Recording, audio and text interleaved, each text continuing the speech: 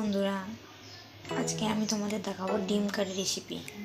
তো চলো আমার কী কী লাগছে তোমরা দেখে নাও। এখানে আছে টমেটো কুচি, আলু কাটা, আদা রসুনের পেস্ট, ধনেপাতা কুচি, পেঁয়াজ কুচি। এবার কড়াইটা আমি বসিয়ে দিয়েছি তেল গরমের জন্য। তোমরা দেখো এখানে আমার তেল গরম হয়ে গেছে। আমি এখন একটা একটা করে ডিম দিয়ে দেবো।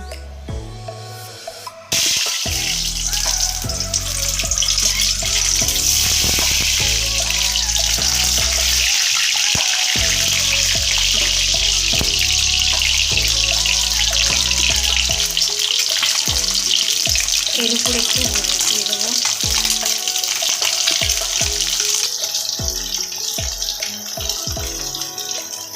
দেখো আমার ডিম ভাজা হয়ে গেছে। এই তেলে আমি আলুগুলো ভেজে নেব।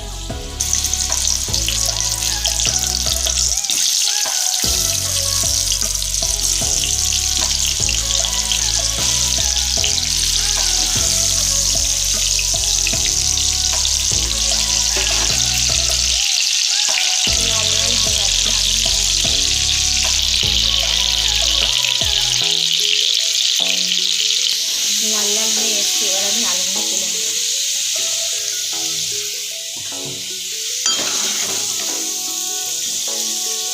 এই তেলে একে একে পেঁয়াজ কুচি, টমেটো কুচি, আদা রসুন বাটা দিয়ে দেবো।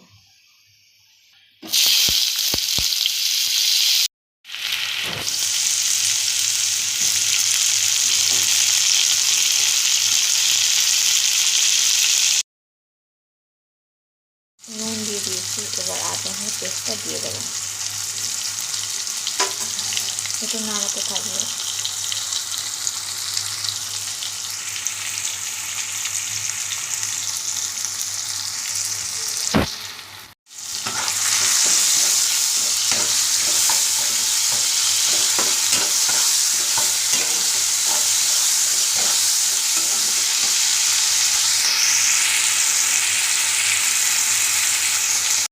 দিয়ে দেবো, লঙ্কার গুঁড়ো দিয়ে দেবো।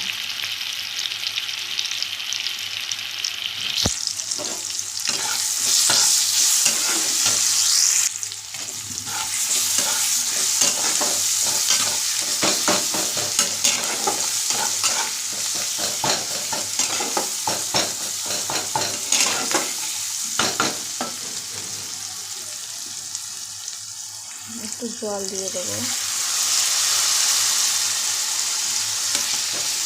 যতক্ষণ না তেলটা ছেড়ে না আসছে আমি আলুগুলো দেবো না। তেল ছেড়ে আসলে আলুগুলো দিয়ে দেবো। তেল ছেড়ে এসছে, এবার আমি একে একে আলুগুলো দিয়ে দেবো।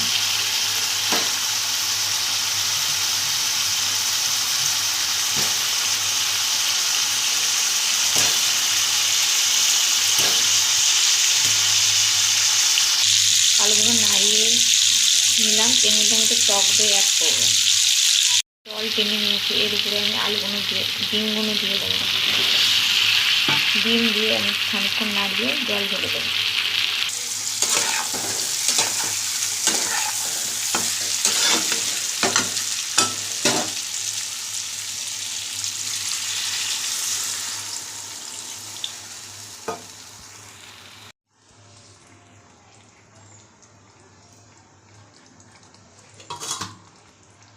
খানিকক্ষণ চাপা দিয়ে রেখে দেবো। ফুটে উঠলেই নামিয়ে নেব।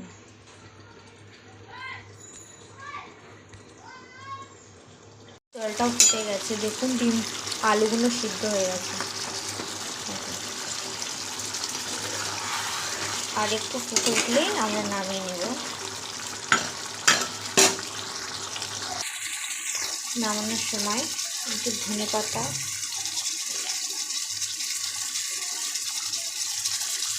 দিয়ে দিয়েছি, আর একটু গরম মশলা দিয়ে দেবো। দিয়ে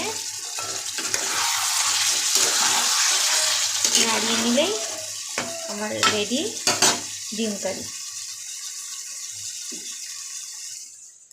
রেসিপি তৈরি। দেখুন কত সুন্দর লাগছে দেখলে। খেতেও নিশ্চয়ই ভালো লাগবে। তোমাদের কেমন লাগলো দেখি কমেন্ট করে দেবেন।